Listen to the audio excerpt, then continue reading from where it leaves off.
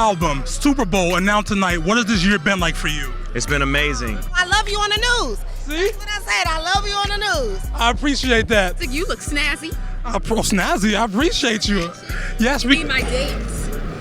You heard it. Give us 3 ways we can get that swag of Babyface. And the Oscar goes to Timothy. Oh!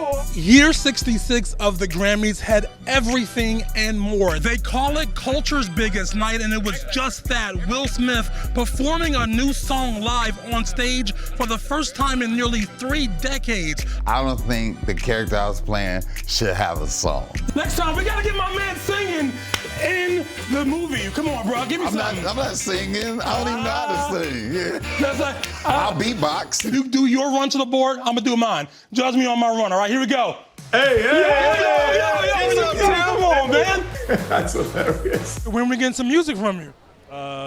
Soon. I'm actually doing something every Tuesday right now called Tiller Tuesdays. How far away are we from the album? I turned it in yesterday. It's about love, it's about food. What else could you want? It's streaming on Netflix. 2 Chainz, Timothy. I got 1 chain on, Seth. I don't got 2 on right now. How do you feel about being a part of that explosion of R&B music right now for women?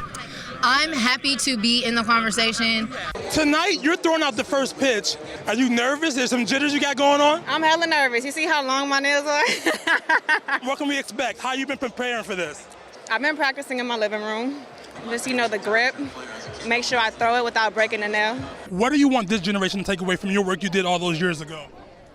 Wow, that's a good question.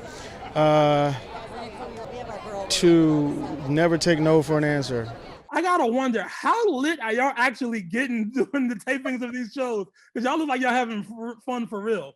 We are having fun for real. You've been on SNL for almost 20 years, so do more people know you more for SNL or Kenan and Kel?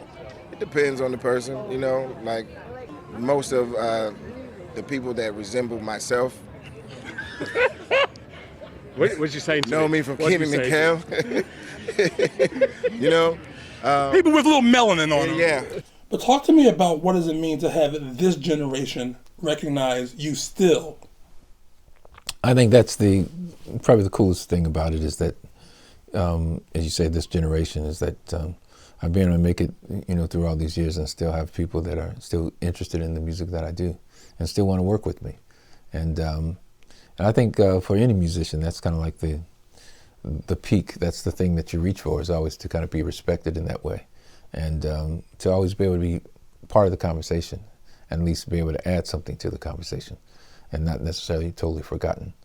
Do you think the Versus with Teddy Riley kind of changed the game for you with this generation of musicians and fans, because that brought you to a different digital audience? We're talking on the day that Derek Chauvin was convicted of murdering George Floyd. When you found out the news just moments ago, how did you feel about it? I felt like it was the beginning of change. Amanda Gorman had just said, victory would be if George Floyd was still alive. The fact that we're still living thinking, are we going to be next? Who's going to be next? That's living in fear. We're not quite there yet, but I'm hopeful for the future now. I definitely will say it gave me a little bit of hope. Was it a moment of jubilation for you? Like, what were your emotions like? What were you stirred up inside? It was more so relief.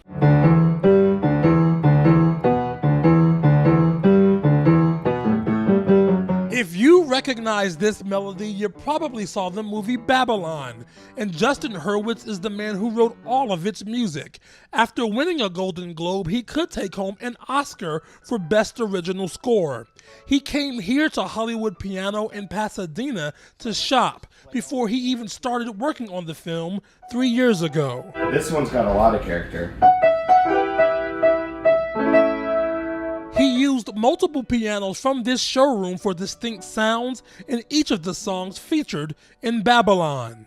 Every scene needed to had to have a different sound, and so I wanted to cast each of these pianos depending on what scene or what score cue they belong to. And superstar Brad Pitt knows just how rare it is to have a composer like Justin on his team.